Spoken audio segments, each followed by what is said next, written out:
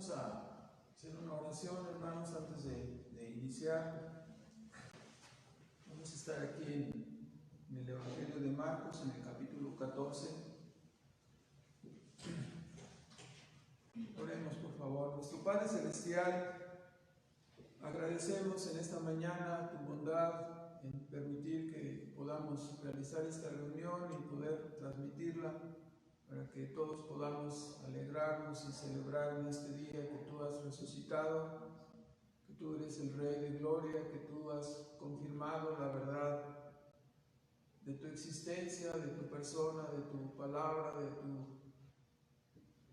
de tu plan redentor que has manifestado a este mundo como una muestra de amor, de tu amor infinito, salvando pecadores. Rogamos que nos permitas proclamar en esta mañana el nombre de tu Hijo Jesucristo, y que podamos hacerlo en el poder de tu Espíritu Santo, ayudados y guiados por tu Santo Espíritu Santo y conducidos siempre para la gloria de tu nombre. Suplicamos por cada una de las personas que escucharán esta palabra y rogamos que tú obres a través de ella como has prometido, que no regrese vacía, sino que sea con mucho fruto para el honor y la gloria de tu Santo Hijo, nuestro Salvador, Cristo Jesús. En su nombre te lo suplicamos. Amén.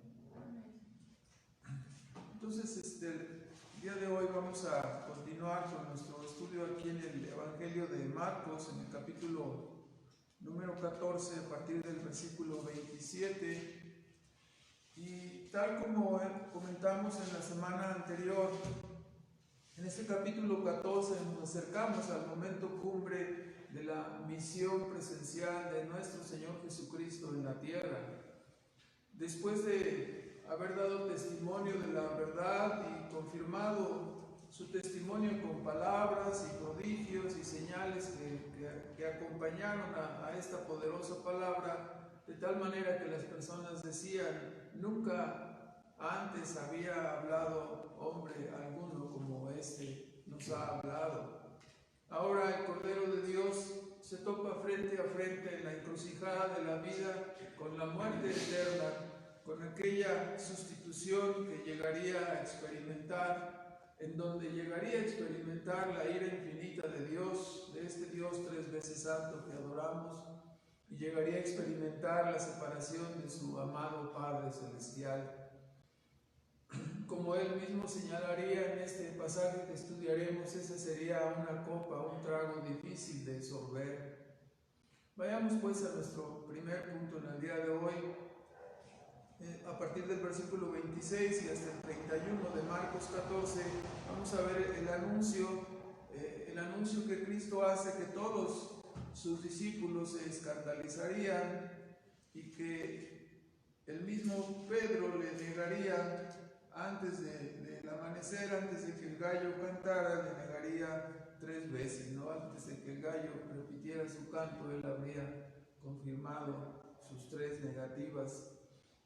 Por lo general, uno espera el apoyo y el compañerismo de las personas más cercanas a nosotros en los tiempos difíciles.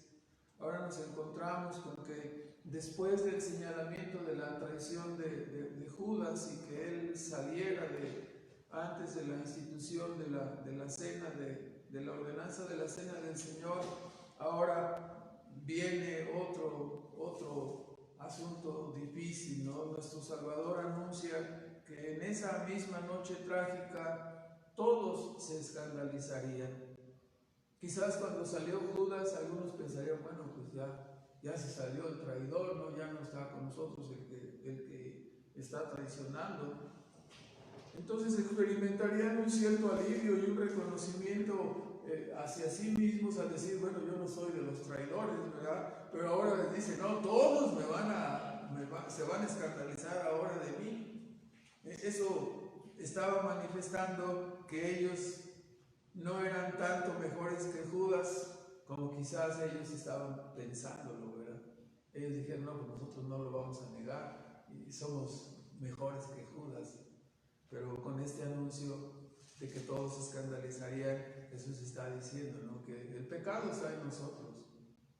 El pecado está en nosotros. Jesús les dice claramente, ¿no?, basado en una profecía que está en Zacarías 13. Ahorita lo vamos a ver ahí antes de Mateo, en Zacarías 13, en el versículo 7, donde dice: heriré a las ovejas, heriré al pastor, y entonces las ovejas serán dispersadas. Y él, basado en este pasaje, nuestro Señor Jesucristo siempre hablaba conforme a la Escritura, conforme a la verdad. Se acercaba este momento y él aplicó este pasaje de Zacarías 13, versículo 7: levántate, oh espada, sobre el pastor y sobre el hombre compañero mío, dice Jehová de los ejércitos. ¿Sí? Todavía algunos no creen en la divinidad de Cristo, no están discutiendo cuando los pasajes son tan evidentes. Y él al pastor, ¿quién es el compañero de Jehová sino solo el propio Salvador, Cristo Jesús? Dice: y él al pastor, y se derramarán las ovejas, mas tornaré mi mano sobre los chiquitos. Entonces, así dice la versión antigua.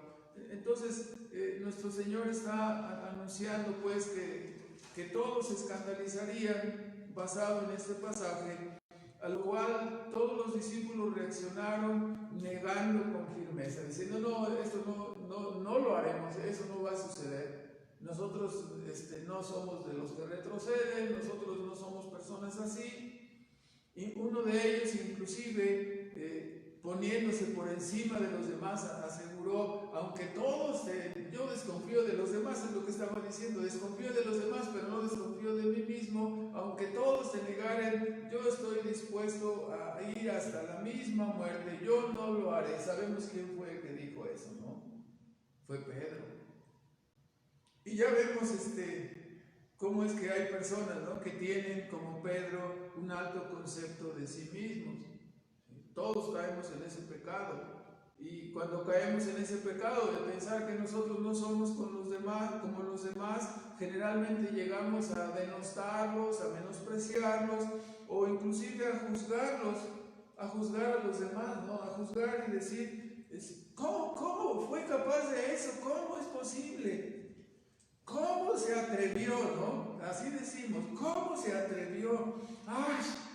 No lo puedo creer que haya hecho eso, ¿no? Como diciendo: yo jamás lo haría, ¿no? Diciendo: híjole, ¿cómo hizo eso? Olvidaron, esa fue la reacción de los discípulos, ¿no? Olvidaron que Jesús hablaba basado en esta escritura de Zacarías 13:7, que profetizaba tanto la muerte del pastor como la dispersión de las ovejas. Por supuesto, también una promesa de restauración.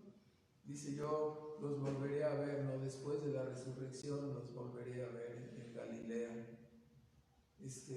Todo esto serviría, como sabemos, para restaurar a sus amados discípulos. Lo que debemos darnos cuenta es que, hablando conforme a las Escrituras, Cristo dijo: todos os escandalizaréis en mí en esta noche, ¿no? Y ellos dijeron: no puede ser. Hermanos, la Escritura no puede fallar. La Escritura siempre es genuina, siempre es verdadera. No pasará ni una jota ni una tilde, dejarán de cumplirse. Podrán desvanecerse los cielos y la tierra, pero mi palabra, dijo Cristo, no pasará. El registro de Mateo, en capítulo 26, hablando de este pasaje, en Mateo 26, en el versículo 34, nos indica, Jesús dice: de cierto te digo que esta noche, diciéndole a Pedro que decía: no, aún hasta la muerte voy a resistir, de cierto te digo que esta noche, antes que el gallo cante, me negarás 3 veces. Dícele Pedro: aunque me sea menester morir contigo, no te negaré. Y muy enfáticamente dice Mateo: y todos los discípulos dijeron lo mismo, ¿verdad? Todos dijeron lo mismo, o sea, todos estaban con una conceptualización de sí mismos muy elevada, ¿sí? ni aún oyendo la propia palabra del Señor. Habían estado acompañándole por todos estos 3 años, escuchando sus palabras, escuchando sus exhortaciones, escuchando que cada vez que Él decía una cosa, se cumplía o no.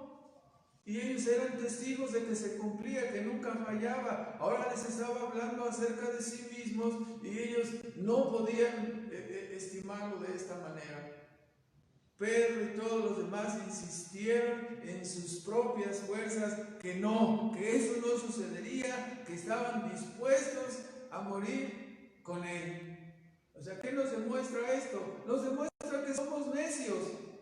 La palabra nos está diciendo una cosa y nosotros decimos, no, yo no lo voy a, no, jamás yo lo negaré, no, yo no voy a ser como este, yo no voy a ser como aquel, yo no voy a hacer lo que hizo este otro más. ¿Y qué sucede? Que a la vuelta de la esquina hacemos algo igual o peor, ¿no? Y tropezamos en nuestras propias palabras, en nuestros propios dichos, y nos volvemos a tropezar en lo que decíamos que no habríamos de hacer. Conocemos el desenlace de la historia. No muchas horas después, tanto Pedro como los demás, ¿qué hicieron? Huyeron. Y Pedro le negaría con juramento diciendo, no lo conozco. No, yo no soy uno de ellos, me estás confundiendo, me confunde, no soy uno de ellos. No, sí, tu forma de hablar. Y entonces comenzó a decir con imprecaciones y maldiciones, imagínense, en la boca de un santo, en la boca de un hijo de Dios, en la boca de un discípulo y un seguidor de Cristo. Te juro, y carnitas y cebollas y ajos, que no lo conozco. Y después el registro en el Evangelio de Lucas dice que Jesús le dirigió una mirada y entonces Pedro lloró amargamente, ¿no? Hermanos, lo que dice la Escritura, tal como lo podemos ver, siempre se cumple. En este pasaje se manifiesta más que nunca la debilidad de los seres humanos, nuestra debilidad. Somos débiles y somos temerosos. Ya se nos olvidó lo que ocurrió con Job. Satanás se presentó delante de Dios, dice, para pedir, después de haber rodeado la tierra y decir, no, todos me adoran a mí, no, todos son mis discípulos, todos siguen la corriente de este mundo. No, tengo ahí a Job, ya viste mi siervo Job que es fiel. No, ¿cómo va a ser fiel? Deja que lo tiente y vas a ver si no, sí. Y lo tentó, ¿verdad? Y después Satanás lanzó esas palabras, ¿no? En el capítulo 2 y versículo 5, piel por piel, lo que el hombre es, eso dará por su vida, ¿no?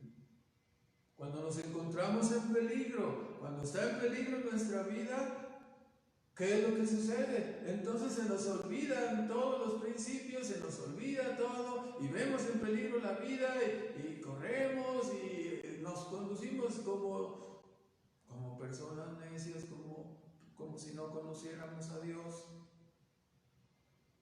Lo señaló Satanás, yo los conozco desde hace muchos años, yo sé cómo reaccionan, yo sé cómo son. Cuando está en peligro su vida, se les olvida todo. Nos entra la cobardía y nos olvidamos de cuán fuertes decíamos ser, nos resbalamos.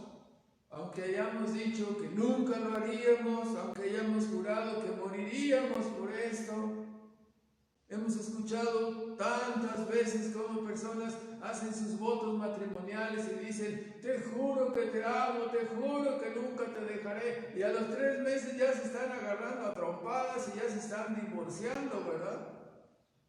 ¡Qué terrible! ¡Ya no te soporto! Pues no, que me amabas tanto, no me puedes soportar los defectos que tengo, no puedes sobrellevar esa carga. Juraste amor eterno, ¿no? Entonces, así somos. Se nos olvida lo que habíamos dicho, ¿no? Que nosotros no lo haríamos. No, nosotros no vamos a ser iguales, nosotros somos distintos.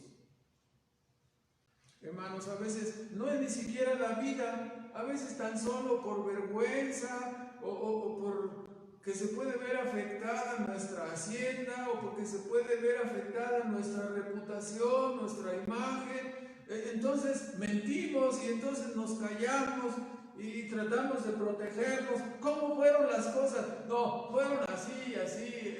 La persona que dijo fue sutano, fue perengano, fue mengana. ¿No es cierto? ¿Y tú qué hiciste? No, yo me mantuve ecuánime, me mantuve como una persona santa y recta tal cual soy, ¿no? Y luego le preguntas a la otra persona y dice, no, esta persona dijo así, me ofendió de esta otra manera, pero cuando tú le preguntas a la persona qué hace, se protege y se presenta a sí mismo como justo y santo y perfecto y a los demás como personas impropias. Negamos, mentimos, nos protegemos como un mecanismo automático, ¿no? ¿Qué es lo que podemos aprender? Mejor sería que guardáramos silencio, ¿no? Mejor sería que guardáramos silencio y que procuráramos velar y orar. Es la fórmula que veremos en este día. Velar y orar para poder resistir con la ayuda de Dios y no tengamos que caer miserablemente como hemos caído o como vemos que otros han caído aquí en esta historia, ¿no? Aprendamos de la experiencia ajena. Aprendamos que todo lo que la Escritura dice y advierte o aconseja nunca falla, nunca se equivoca Dios en su palabra. Aprendamos porque el día de la prueba está a la vuelta de la esquina y sale a encontrarnos pronto. Saldrá a encontrarnos pronto. Solo en Cristo podemos estar firmes y fuertes para resistir la prueba. No podemos por nosotros mismos. Algo que aprendemos desde un principio en el Evangelio es que nosotros somos, cuando la Escritura nos dice, el apóstol Pablo dice que lo que nosotros éramos era parecido a la basura, parecido al estiércol. Y muchas personas al escucharlo por primera vez se escandalizan y dicen, no, yo no soy así, yo no soy esa clase de persona. Hasta que eres contrastado completamente con la santa ley de Dios y ver cuántos cientos y miles de veces la hemos transgredido.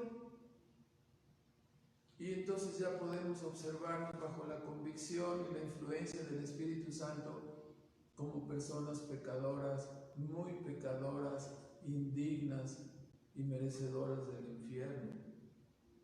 ¿No es eso lo que nos dice la Escritura? ¿No nos dice que no hay uno solo justo? ¿No nos dice que todos se desviaron? No, yo no me he desviado, yo no he sido tan malo. ¿No ha sido tan malo? Casi siempre que escuchamos esas palabras, como sucedió con los discípulos a la vuelta de la esquina, vemos que las personas sí eran tan malas como ellos decían que no lo eran, ¿verdad?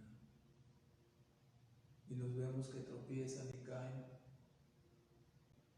porque no tienen un concepto correcto, no lo tenemos de nosotros mismos hasta que el Evangelio viene a nosotros, hasta que la verdad nos confronta. Ahora, no podemos dejar de mencionar en este pasaje que aún con toda la debilidad que es manifiesta en los discípulos, aún con toda la debilidad que es manifiesta no solamente en aquellos discípulos, sino en nosotros, el pasaje contiene, no obstante, dice, heriré al pastor y las ovejas serán dispersas, pero los voy a traer, los voy a cuidar.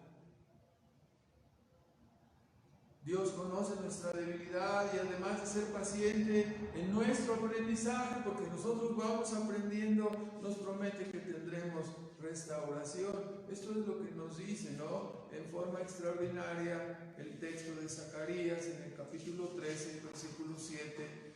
dice, heriré, hiere al pastor y se derramarán las ovejas, la segunda parte del versículo, mas tornaré mi mano sobre los chiquitos, mas los tomaré, los regresaré. Esta es una palabra muy importante para personas débiles como nosotros, que Dios no nos dejará. Dice, después de esto, dice, yo resucitaré y nos veremos en Galilea. O sea, yo sé lo que va a suceder con ustedes, yo entiendo lo que va a pasar con sus propias vidas. Y hay una promesa que Él estará, como le dijo a Pedro. Si ustedes pueden ver ahí, citando Lucas 22:32, el pasaje paralelo, nos dice, Pedro, dice aquí, Satanás os ha pedido, 22:32, Satanás os ha pedido para zarandaros como a trigo, mas yo he rogado por ti que tu fe no falte, y tú una vez vuelto, dice, confirma a tus hermanos. Esta es la palabra, no solo para Pedro, es la palabra para todos los discípulos. Aunque os escandalizareis de mí, de todas maneras, dice, después de que resucite, nos veremos en Galilea. ¿Qué faltó que dijera en esa parte, en el registro del texto, lo que había dicho con Pedro? ¿Oró solamente por Pedro? ¿Su oración intercesora es solamente por Pedro? No, su oración intercesora es por todos los discípulos, por todos nosotros, y todos somos iguales de débiles. Él siempre intercede, ¿no? Dice Hebreos 7:25, habiendo resucitado, está sentado a la diestra del Padre y vive siempre para interceder por todos nosotros. De la misma manera, ¿no? Por cada uno de sus discípulos y de nosotros hoy en día. Él sabe que no somos perfectos, sabe que somos débiles, pero Él ha prometido, dice, en Judas 24, ahí antes del Apocalipsis, unos pocos libros antes, nos dice que Él nos guardará sin caída y nos preservará hasta el gran día, ¿no? Delante del cual hemos de ser glorificados, hemos de ser presentados delante de Él. ¿Qué quiere decir guardarnos sin caída? ¿Acaso no cayeron los discípulos? ¿Acaso no cayó Pedro? Se refiere a una caída fatal y definitiva, como cayó Judas. Es lo que Dios promete guardar a sus verdaderos hijos. Judas no era una persona regenerada, como el perro vuelve a su vómito y la puerca lavada vuelve a revolcarse en el cieno. Así Judas volvió a lo que era su naturaleza. Los otros sí eran regenerados, los otros sí eran salvados, por lo tanto fueron preservados. La intercesión de Cristo les guardó y les guardará siempre y nos guardará siempre a nosotros, sin una caída definitiva, para presentarnos delante de Él aquel día. Versículo 24 de Judas así dice: yo les guardaré, véalo como dice, que Él nos guardará, dice, aquel que es poderoso para guardaros sin caída, es decir, sin una caída fatal y definitiva que nos convirtamos en apóstatas, ¿sí? Y es capaz de guardarnos, dice, y presentaros delante de su gloria como irreprensibles, con grande alegría. Así seremos presentados. Se compadece de nosotros a pesar de que somos débiles. A veces las personas llegan comentarios de decir, ¿por qué no nos hablan algo por qué los pastores siempre nos están regañando y no nos hablan de algo que nos dé consuelo? Yo te pregunto, ¿no te da consuelo esto? ¿No te da consuelo saber que Dios conoce tu debilidad? ¿No te da consuelo saber que Dios está intercediendo constantemente por cada uno de nosotros, por cada uno de sus hijos, y que gracias a su intercesión y a su oración hemos sido preservados, y que no ha sido por nuestras propias fuerzas y nos hemos mantenido en el camino, sino por la gracia y el favor y la intercesión y el cuidado de Él? ¿No dice la Escritura, ninguno se perdió sin el hijo de perdición? Para que la Escritura se cumpliese, porque Dios nos guarda, no somos mejores. Dios nos guarda, Dios nos preserva para que nosotros podamos perseverar en el camino. Ahora, en segundo lugar, Marcos 14, versículo 32 al 42, volvemos a Marcos, y nos habla en este segundo punto que tocaremos de la oración en el huerto de Getsemaní. Enseguida del anuncio de la negación, nos dice que se fueron al huerto de Getsemaní. Era un huerto de olivos. La palabra Getsemaní se entiende como una prensa de aceite. Obviamente las aceitunas eran machacadas y les era sacado el aceite probablemente en ese lugar, que era un huerto donde había muchos olivos. Y en ese lugar que frecuentaban, de acuerdo a lo que nos dice Juan 18:2, era un lugar que también Judas conocía. Se fueron a ese lugar después de que cantaron el himno, sucedió este asunto, sucedieron otras cosas, ¿no?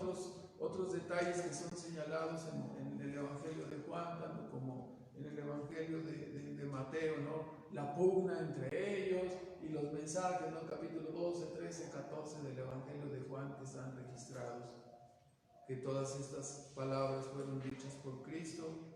Y en ese ínter, y estando ellos, o sea, antes de ir al huerto de Getsemaní. En el huerto de Getsemaní, lugar, como ya nos dice Juan 18:2, que también Judas conocía, ahí acudieron, dice, vámonos, ¿no? Para que vayamos a orar. Así nos dice Marcos 14:32, lo señala de esta manera. Dice, vienen al lugar que se llama Getsemaní y dijo a los discípulos, sentaos aquí entre tanto que yo oro, ¿no? Y es aquí, en este lugar, tomó a 3 personas de su círculo más íntimo, en este caso Juan, Pedro y Santiago, el hermano de Juan, Jacobo, Santiago, el hermano de Juan. Y les dijo, estén aquí velando, en lo que yo voy un poco más adelante para orar.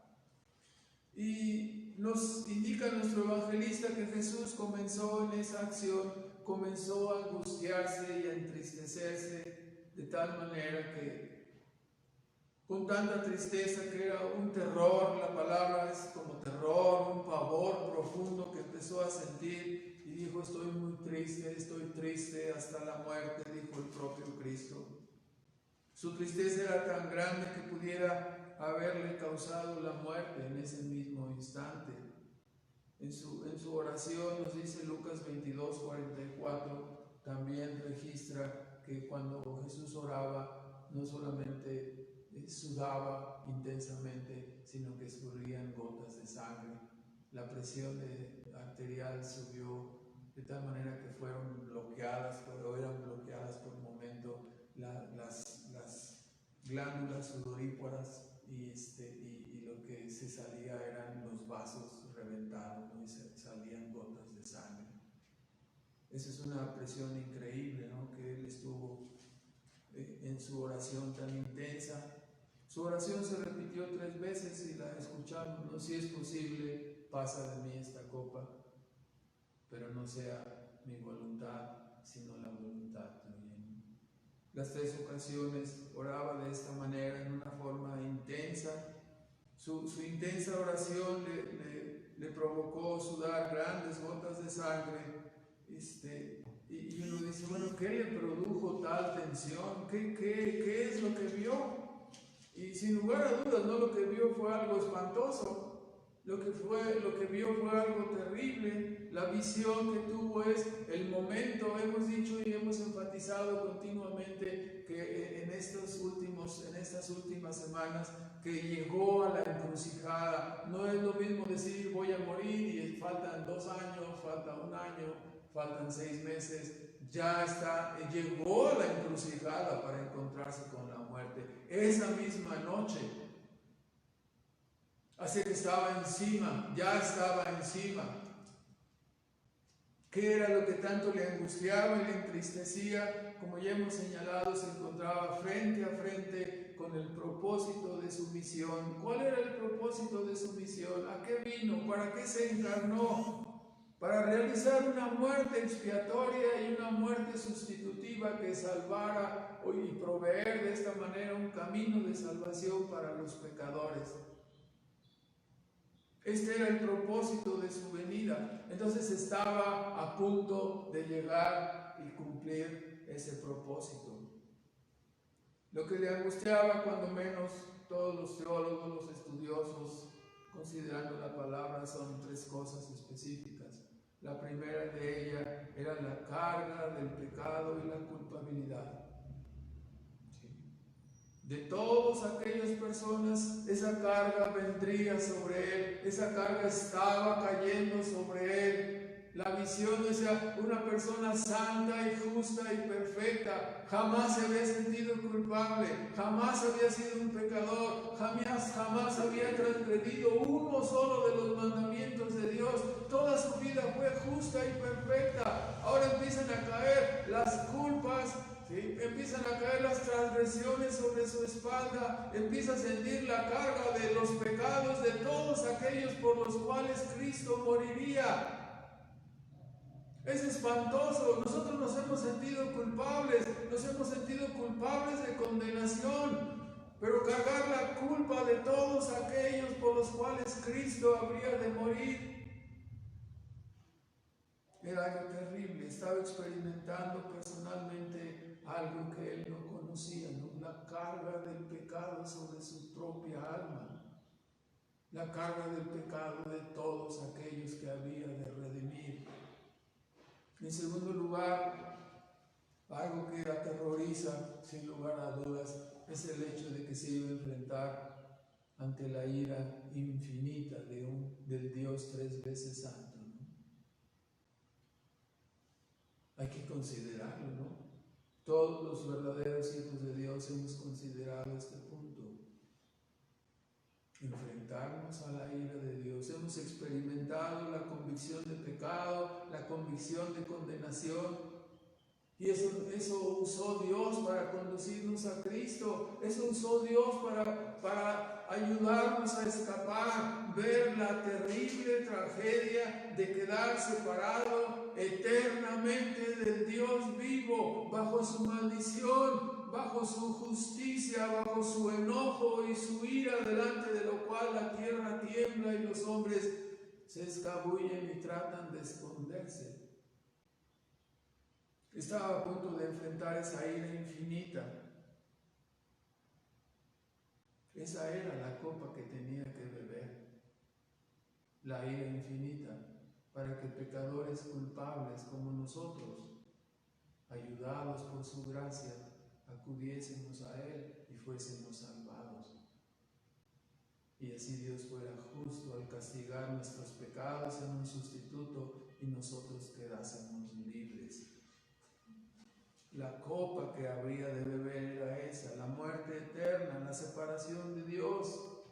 Jamás había perdido su comunión con Dios. Aún estando en medio de este mundo caído, estaba en comunión con Dios. Constantemente le vemos orar diciendo, Padre mío, una petición, Padre mío, si esta cosa lo dije por causa de vosotros. En fin, continuamente estaba en comunión con Él, no cesaba de orar. Pero escucharíamos dentro de no muchas horas su exclamación desde la cruz, Padre, ¿por qué me has abandonado? Se iba a enfrentar a eso y lo veía ya aquí, enfrente. Obviamente la tercera razón era la tentación que siempre Satanás estaba poniendo delante de él. Desde el momento que él anunció su muerte, la oposición tanto de Pedro como de los discípulos. Y ahora, ¿no? Siempre la tentación desde el principio de su ministerio público. Sí, Satanás vino para tentarle, no, el camino de la cruz no te conviene, toma este otro camino. Si tú te postras, yo te voy a dar todo lo que se necesita. Satanás le estaba tentando, ¿no? Finalmente. ¿Para qué? Para que esquivara el camino de la cruz. 3 eventos. 3 circunstancias en su mente bastante pesadas. En cada ocasión 3 veces oró. Sus discípulos no pudieron apoyarlo. Regresaba y los encontraba dormidos y les decía: ¿qué pasó? No pudieron velar conmigo 1 hora, Pedro, no pudiste velar conmigo 1 hora, no te pudiste mantener despierto. Y fue otra vez y regresó en las 3 ocasiones hasta que dijo: basta, ¿no? Basta.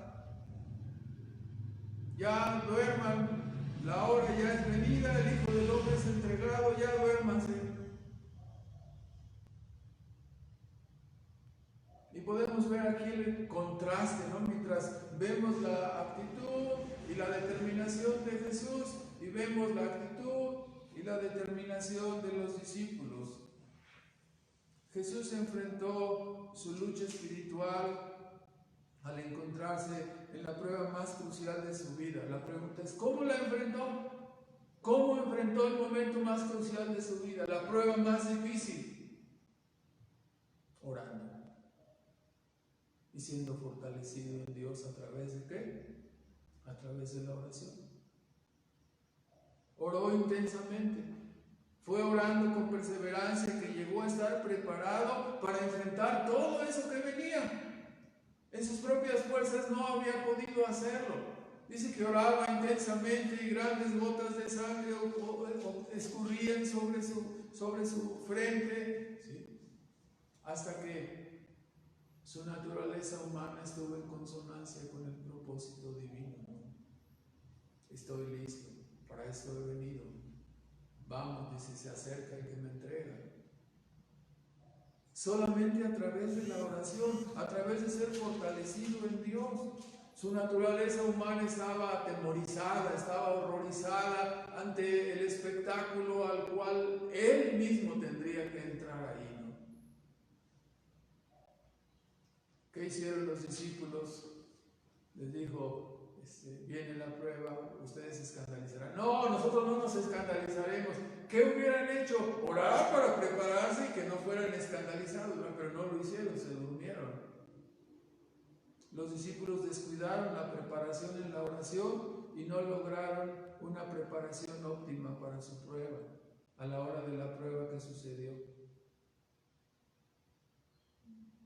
Se desviaron. Mientras que Jesús enfrentó con éxito su prueba, los discípulos cayeron lastimosamente a la hora de su prueba, negando a su maestro y dejándolo solo, ¿no? Jesús solo guardó silencio y se preparó, ¿cómo? En oración. Ellos dijeron: yo esto, yo aquello, yo lo demás, pero no se prepararon y no oraron. Mientras Jesús enfrentó con éxito su prueba, los discípulos fracasaron, negando a su maestro y dejándolo solo. Hermanos, muchos años ahora, 2000 años después, la fórmula usada por Cristo sigue siendo una enseñanza para nosotros y un fiel ejemplo para nosotros. Miremos y escuchemos su consejo. Las pruebas vendrán sobre nuestra vida, sin dudarlo, vendrán una tras otra, una después de otra, vendrán. Es obvio, en el versículo 37 nos dice la Escritura: vino y los halló durmiendo, dijo: Simón, duermes, no has podido velar 1 hora. Hermanos, se hace necesario entonces la instrucción. Hay que preparar el tiempo y el lugar para orar, a fin de que no nos durmamos, a fin de que no seamos interrumpidos. Muchas personas dicen: no, a mí me gusta orar en la noche. Y te pones a orar en la noche después de estar casi 15, 16 horas o más activo. Dime qué va a pasar. Te vas a dormir. Te vas a dormir. Hay que preparar el tiempo y el lugar para orar a fin de que no nos durmamos y que no seamos interrumpidos. Hay que hacer un espacio y escogerlo, ¿no? Para que tengamos esa intimidad con Dios. En segundo lugar, se hace necesario, nosotros lo vemos, no solo la vida normal de estudio, no solo la vida normal de asistencia, hay que velar y orar, de eso se trata, para no entrar en tentación. Así nos dice otra vez el versículo 38, no, velad y orad para que no entréis en tentación. Es una fórmula. O sea, ¿por qué es tan peligroso? Porque cuando entras en la tentación es como si entraras en un río caudaloso con una corriente enorme y tú quieres nadar en contra de la corriente. ¿Y qué va a suceder? No vas a poder contra el río, te va a llevar al río. Es menester orar para no caer en el río y que no te arrastre el río. Por eso dice orar para que no entréis en tentación. Hay algunas personas, no, ya cuando esté en la prueba no, cuando estés en la prueba ya vas a querer sobrevivir. Y para sobrevivir vas a negar, vas a escandalizar, vas a mentir, vas a cometer un montón de errores. Entonces, las lecciones hay que prepararnos desde antes, hay que velar y orar, nos lo están diciendo, para no caer en tentación. Necesitamos velar y orar para evitar entrar en esa corriente, pues ya en ella seremos arrastrados. Se hace necesario, en tercer lugar, o sea, no solo estar consciente, hay que evitar entrar en la tentación. Se hace necesario también tener una disciplina para entrenar, para adiestrar, para acostumbrar a la carne, para que la carne no se duerma. No basta decir, tengo muchas ganas. Escuchamos los sermones el domingo y nos vamos a la casa diciendo, voy a hacer esto, voy a tornar esto, ya voy a cambiar, ya voy a hacer esto más. Y luego llegamos y ¿qué hacemos? Volvemos a la misma rutina de siempre, ¿no? Se necesita tener una disciplina, entrenar al cuerpo, no bastan solo ganas, se necesita la ayuda de Dios, la disciplina, la determinación, para que no nos gane la carne. ¿Conocemos el consejo? ¿Conocemos la fórmula? Orad para que no entréis en tentación. ¿La conocemos? La hemos escuchado. Entonces, ¿qué nos falta? Nos falta hacerla, nos falta practicarla, ¿verdad? Eso es lo que debemos hacer. Conocemos el consejo y la fórmula, nos falta practicarla. Ahora, en tercer lugar, nuestra última parte, el tercer punto es el arresto de Jesús. Desde el versículo 43 hasta el versículo 50 vemos cómo Jesús fue arrestado, ¿no? Tal como lo mencionamos al inicio, esta se convertiría en una noche trágica, ¿no? Después de la ordenanza, la cual Jesús celebró y disfrutó tanto, dice, con sus discípulos, hasta el momento de tener que anunciar que iba a ser, que lo había de entregar Judas y traicionarlo. Con razón, ¿no? Como lo menciona Lucas capítulo 22, versículo 53, dice, esta es la potestad de las tinieblas. Vinieron los que fueron enviados por los escribas, los fariseos, todo el Sanedrín que estaba involucrado, y vinieron para atraparlo, ¿no? Para aprenderlo. Y Jesús dijo, esta es vuestra hora, ¿no? Esta es la hora de las tinieblas. Es decir, Dios iba a permitir que todas estas cosas ocurrieran. Habiendo enseñado, dijo Cristo, cada día en el templo, no fui aprendido, pero ahora, sí, aquí está. No había, ¿por qué no fue aprendido? Porque no había ninguna verdadera razón, tan solo el odio y el rechazo de sus enemigos, inspirados, como sabemos, desde la mente del maligno, desde la profundidad del infierno. Solo esto explica, ¿no? Cuando nos dice la escritura en 14:43 del Evangelio de Marcos, aún hablando él, vino Judas, que era uno de los 12, y con él una compañía, ¿no?, de soldados romanos estaba dispuesta para ser usada en este complot. Una compañía está formada por 600 soldados armados. Entonces, no es una multitud como traduce la versión 60, sino es una compañía. Son 600 personas. 600 soldados armados acompañaban esta detención así lo ratifica también el Evangelio de Juan en el capítulo 18. No se trataba del más peligroso delincuente o maleante, ¿no? Si ellos iban armados, no se trataba de una persona tan malvada que tuviera que juntarse casi una compañía, ¿no?, para someterlo. Se trataba del príncipe de paz. Entonces miremos la escena, ¿no? Después de estar escuchando las predicaciones, los milagros, los prodigios y las señales, las enseñanzas de Cristo ratificadas con prodigios y milagros, como hemos dicho, ¿no? Ahora nos toca ver la mediación, la obra sacerdotal de Cristo. Miremoslo, miremos la escena,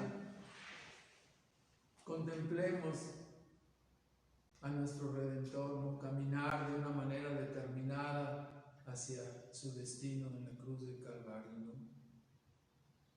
Ahora, obviamente, entonces la escena que tenemos en este momento es: había terminado la oración, dice, levantaos, basta, ¿no? Ya pueden dormir, ya se acerca el que me entrega.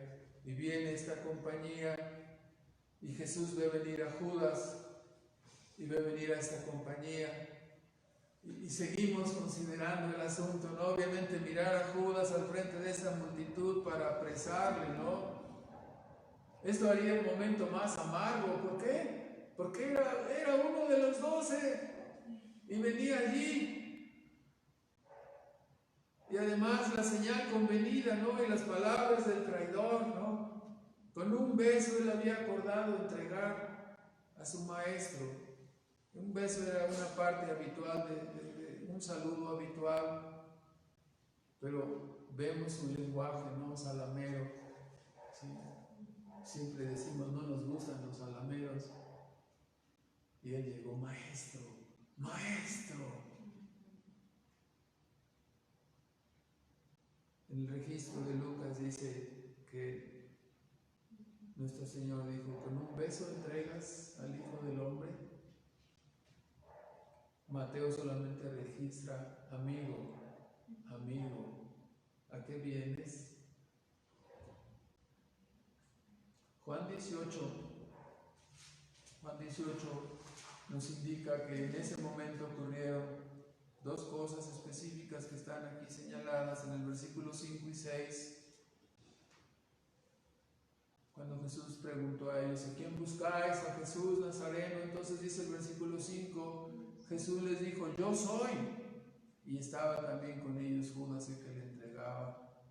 Y como les dijo: yo soy, dice, volvieron atrás y cayeron en tierra. O sea, la palabra es yo soy, ¿no? Yo soy el Señor. Y se derrumbaron ante su palabra, ¿no? Se cayeron. Y entonces no solamente ocurrió esto, ¿no? Eso fue algo asombroso. Después les volvió a preguntar, y vamos hasta el versículo 10. ¿Sí? Ya cuando empezaron a tratar de prenderlo, dice el versículo 10 que Simón Pedro tenía una espada y la sacó e hirió al siervo del pontífice y le cortó la oreja derecha, y el siervo se llamaba Malco. Jesús entonces dijo a Pedro: mete tu espada en la vaina. El vaso que el Padre me ha dado, ¿no lo tengo de beber? Entonces se registra aquí ese pequeño zafarrancho donde Pedro se resiste y saca la espada y le corta la oreja a este hombre que sabemos que se llama ahora Malco, un siervo del pontífice, del sumo sacerdote. Ahora, es interesante que ninguno de los tres evangelistas anteriores, como son los evangelios, fueron escritos antes, no mencionan el nombre de Malco, ¿verdad? Ni tampoco mencionan el nombre de que dio el espadazo hasta que lo menciona Juan, ¿no? Cuando probablemente, ¿no?, ya Pedro sabemos que había fallecido, ya no había peligro de que lo mencionara, ¿no? Entonces se da cuenta, hubo dos milagros allí en este arresto extremo, mas ellos estaban cegados, no vieron nada. Vea el versículo en capítulo 26. Estamos usando los evangelios en una forma complementaria, supletoria, para percatarnos de este asunto. No estamos yendo a fondo en todos los asuntos, hemos pasado por alto muchas cosas, pero vea usted en Mateo 26, en el versículo 53 y 54. Cuando estas cosas estaban ocurriendo, debemos mirar, ¿no?, la grandeza, la majestad y la soberanía del que es arrestado, ¿no? Dice, después de que sanó a este Malco, ¿no?, dice, ¿acaso piensas, no? Dice, guarda tu espada, ¿no? ¿Acaso piensas que no puedo orar a mi Padre y Él me daría más de 12 legiones de ángeles? 12 compañías, ¿no? Ahora hablando como 72,000 ángeles. Cuando el Señor mandó un ángel en el Antiguo Testamento para combatir a los asirios, un solo ángel mató en una noche 185,000. 12, dice, no podría yo orar para que vinieran 12 legiones de ángeles. ¿Qué nos indica esto, no? Estamos viendo la grandeza, la majestad, la soberanía del que era arrestado. Detiene Jesús el arranque de Pedro y le dice, reflexiona, ¿no? Te has estado oponiendo a ese camino de muerte, otra vez y otra vez volvió a caer Pedro, ¿no? No sabes, no entiendes, yo podría orar y el Padre me daría ángeles para defender y evitar esto.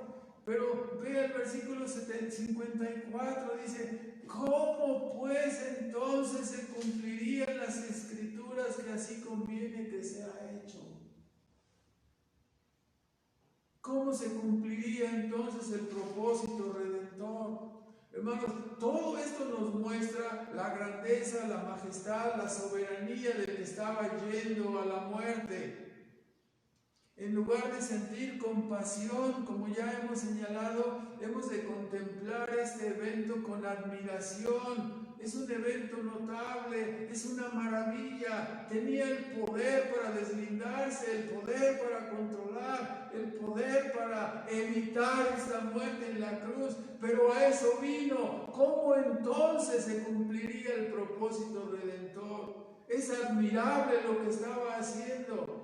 Él mismo podía abrirse paso entre toda esa compañía y dejarlos ahí, desaparecer en un instante. Pero ¿cómo entonces se cumpliría? ¿Cómo ocurriría este plan redentor? Debemos quitarnos de nuestra mente, quitarnos de nuestra cabeza el hecho de mirar esas películas hollywoodenses haciendo que las personas sientan compasión por Jesús. No, pobrecito, casi le quieren dar una palmada, quieren ayudarle. No fue algo de lo cual Jesús no hubiera podido librarse, sino que fue un sacrificio voluntario de este maravilloso Cordero de Dios. ¿Qué significaba? Era una muestra profunda, infinita de amor, de sacrificio. Eso es lo que significa la cruz, eso es lo que significa su muerte. El siervo sufriente enmudeció como cordero, fue llevado al matadero, el justo por los injustos. Escúchelo bien, el todopoderoso y soberano entregándose voluntariamente, el santo e inocente Cordero. Nosotros preguntamos, ¿qué haces? ¿Por qué lo soportas? ¿Por qué no escapas? ¿Por qué no das un merecido a cada uno de ellos y conservas tu propia vida? Y volvemos a escuchar, ¿cómo pues se cumplirían las Escrituras? Que así conviene que todo esto sea hecho. Yo para esto he venido, dijo Cristo, para dar testimonio de la verdad. ¿Nos damos cuenta? Fácilmente el Señor pudo librarse de estos malvados, pudo haberse librado de ellos, mas ¿cómo podría entonces haber realizado su acto maravilloso de redención, su manifestación infinita de amor, de propósito? Hay que contemplarlo así. No hay que sentir compasión, hay que admirar, hay que adorar, hay que reverenciar. Él es tratado y humillado como si fuera un criminal. Pero estamos mirando, ¿no?, una muestra de autonegación infinita. Es lo que estamos mirando. ¿Sí? Podría haber destruido a todos esos enemigos, pero estaba mostrando una autonegación infinita. ¿No es eso lo que demanda de nosotros, negarnos a nosotros mismos? Estamos ante una muestra infinita de amor y misericordia. Él quiso hacerlo para salvar y para demostrar su eterna compasión por los perdidos. Cristo no fue sorprendido, Cristo no fue crucificado lastimosamente, tengan compasión de mí. No, Él vino a hacer esto. Lo hizo voluntariamente. La única verdadera reacción ante su majestuosa grandeza es adorarle, es creerle, es amarle, es exaltarle. Los pecadores hemos encontrado perdón, reconciliación y refugio en Él. Por ello invitamos a los que nos oyen, no dudes en venir a Él. No dudes en venir y reconciliarte con Dios a través de este admirable y maravilloso Cordero de Dios, a través del cual Dios ha provisto el único camino para que los pecadores podamos reconciliarnos con Él. No es por medio de ídolos, no es por obras, solamente por medio de la mediación y la intercesión de este Cordero, que nos concede a través de su obra el camino de la salvación, ¿sí?, a todos los que quieran venir a Él, a todos los que quieran venir a Él. Vamos a terminar con algunos comentarios. En primer lugar, ante la negativa de Pedro y el tropiezo de los discípulos, nos damos cuenta otra vez, ¿no?, cuán débiles somos. No solo ellos, sino también nosotros. No podemos confiar en nosotros mismos. Mientras más grandes y fuertes determinaciones tengamos, estas fuertes determinaciones se convierten como paja delante del fuego de la tentación. No somos fuertes y grandes, somos débiles y pequeños. Aquí, en el momento de la prueba, en el momento de la tentación, no ayuda el pensamiento positivo, no ayuda la fuerza de personalidad, no ayuda toda la determinación humana que pueda tener. Cuando la furia de la carne se desata, desbarata todas esas cosas. Veámoslo nuevamente en Pedro, en los apóstoles. ¿Qué dijeron? Estoy dispuesto a ¿qué? A morir. Aunque todos lo hagan, yo no. Creamos el registro de la Escritura, ¿no?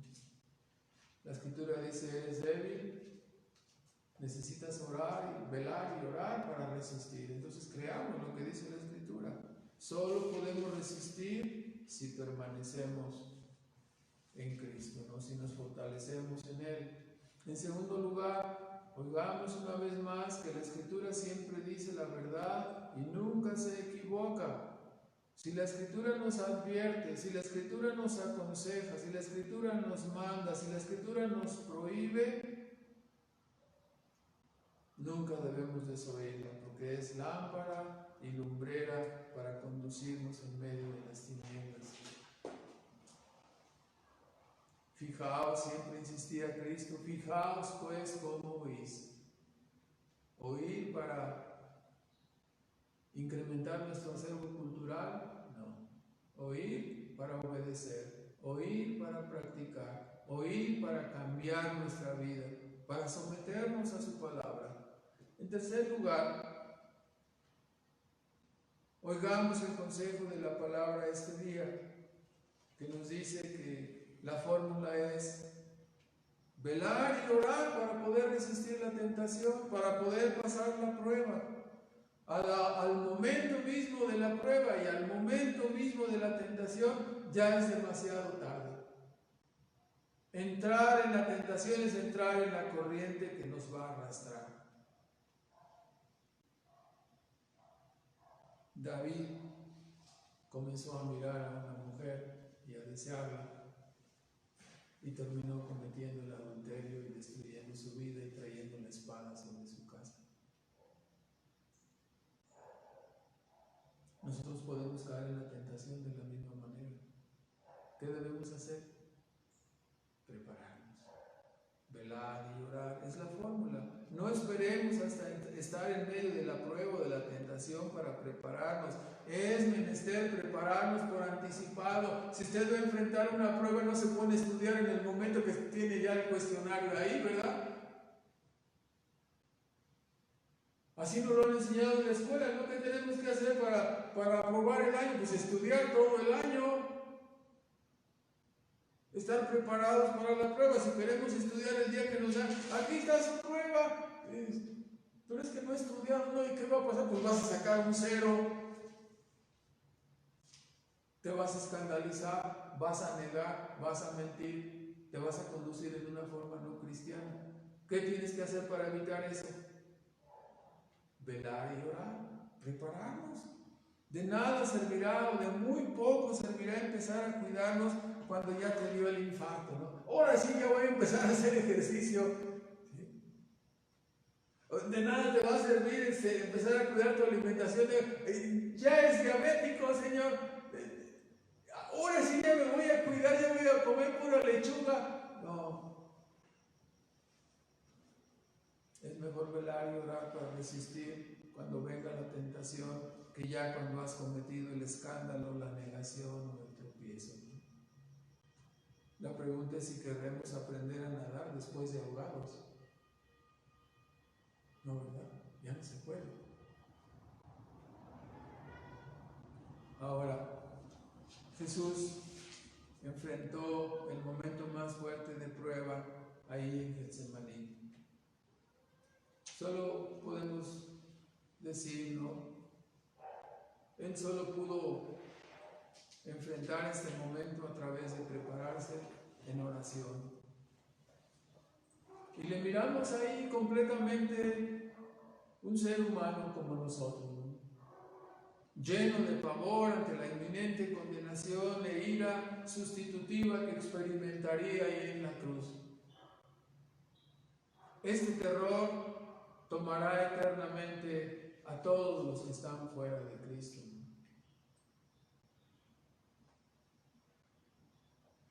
Y si mueren así, ese terror los tomará eternamente. Es algo terrible lo que estamos viendo. Cuando la convicción de pecado viene a nosotros y somos convictos de que merecemos esa condenación, algo parecido a esto sucede. Sentimos que la ira de Dios nos persigue, sentimos que en cualquier momento saldremos de este mundo y no estamos reconciliados y nos apremia, nos constriñe el hecho de decir, podemos ser enviados al infierno.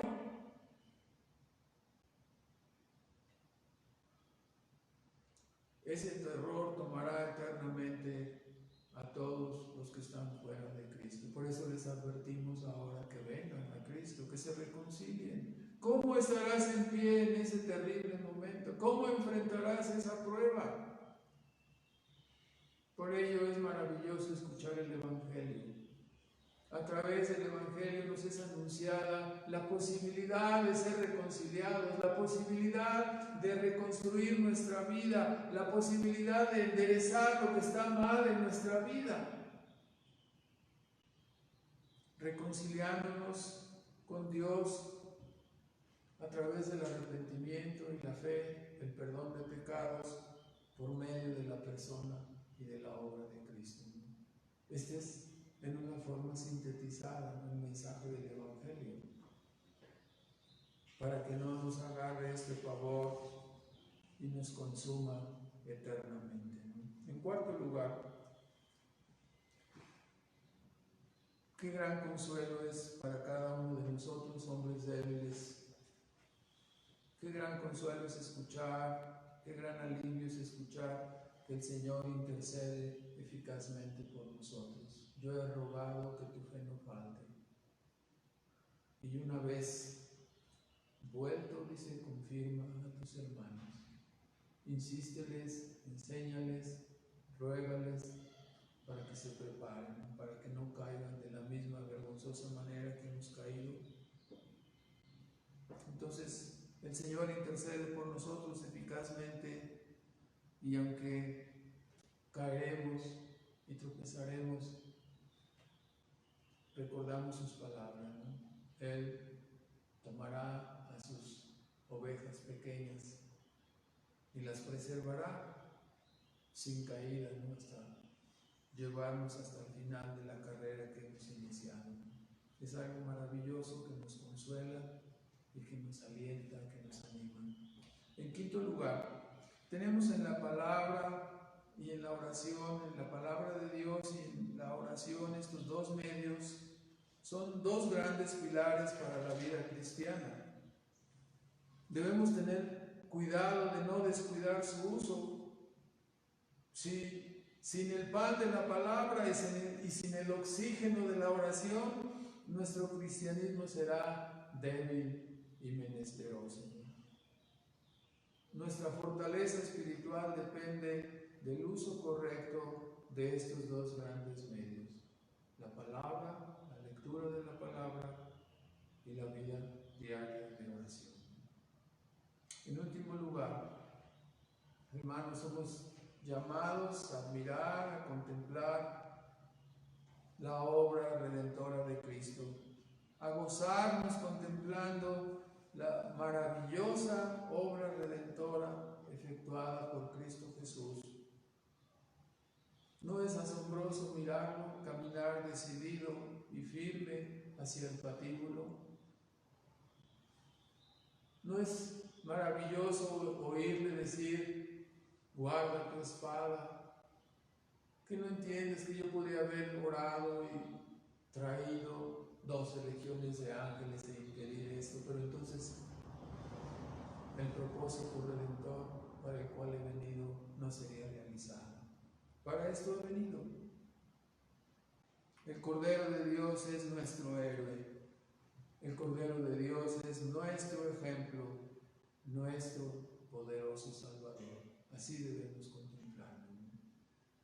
Oremos, hermanos. Nuestro Padre Celestial, damos gracias en esta mañana por tu palabra, por tu ejemplo, por tu exhortación a nuestras almas.